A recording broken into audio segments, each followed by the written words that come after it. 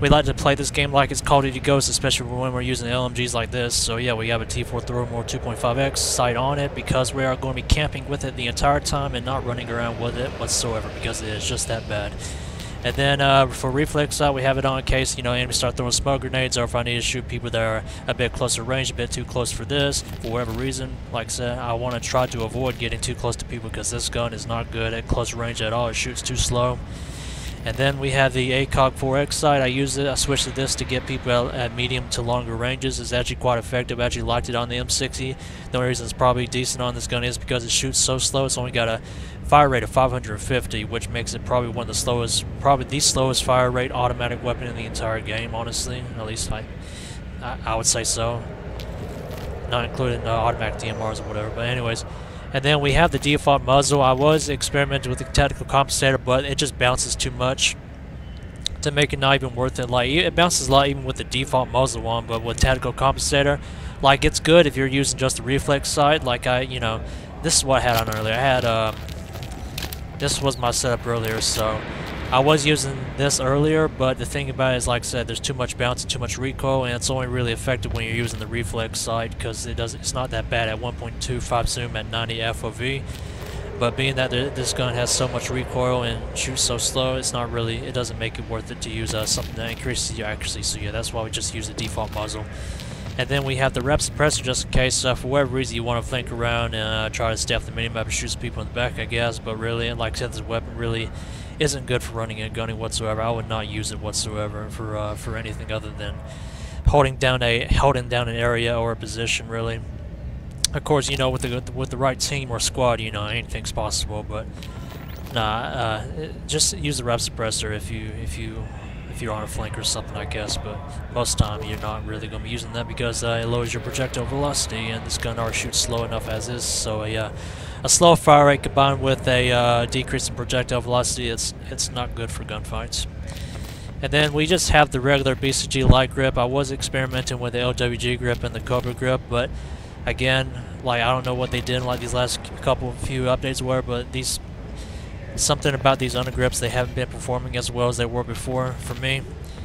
But yeah, on this weapon, I found that the BCG light grip is the most consistent, especially when spraying down people at medium to longer range gunfights.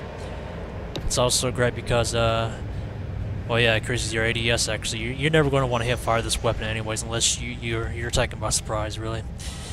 And then for the first magazine attachment, we have the standard issue extended mag. Obviously, you want to have the most amount of ammo possible. That's 200 bullets. 200 plus 200 is 400 ammo in total.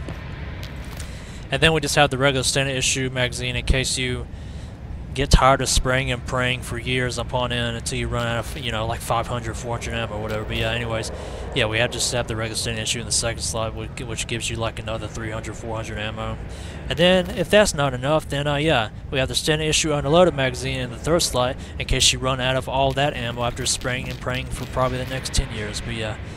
I would not recommend using unloaded unless you're completely out of ammo. But yeah, anyways, that's all I was going to do for this part of the video.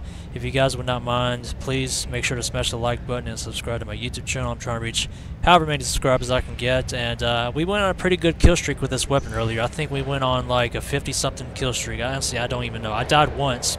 Oh yeah, I died at like 9 kills, I think. So we went on a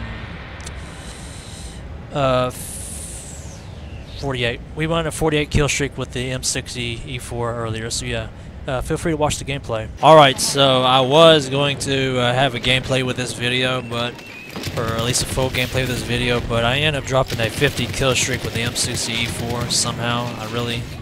Whatever, I got lucky, but yeah, anyways, I'm decided I'm going to just make a separate video for the kill streak simply because, yeah, it's a pretty good video in my opinion, or at least I think it should be. I don't know, whatever. Anyways, I don't know how much of the gameplay I'm going to show in this video. I'm probably maybe going to at least show half of it, I guess. But yeah, if you guys would like to see the full gameplay with a 50 kill streak with this weapon, the M60E4 to be precise, I don't know why I just said that. But yeah, anyways, if you'd like to stay tuned for a video like that, then I will be posting that video exactly 48 hours from the time of this video being posted. So in 2 days after this M60 video is posted, you will be seeing the 50 kill streak with this weapon at around 6 p.m. Eastern Standard Time. If you guys would like to watch it, that is. But yeah, anyways, I just wanted to stop by and say that right quick after recording the video.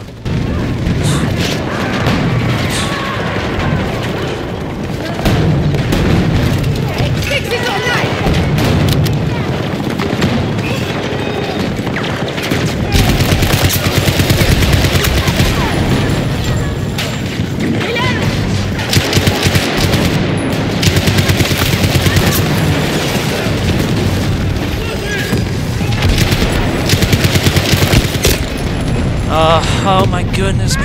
Why did I have to die like that?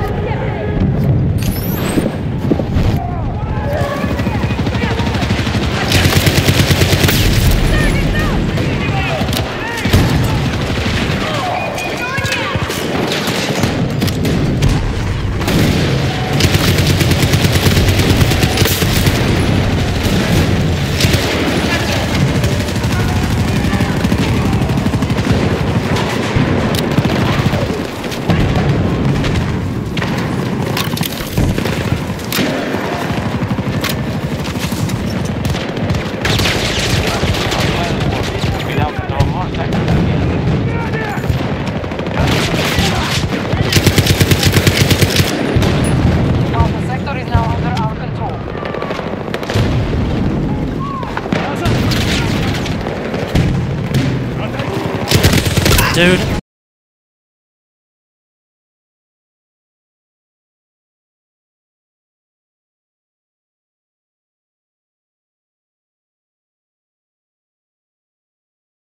Infantry!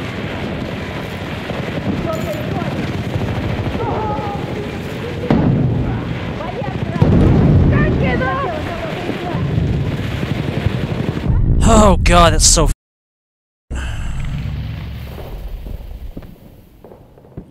even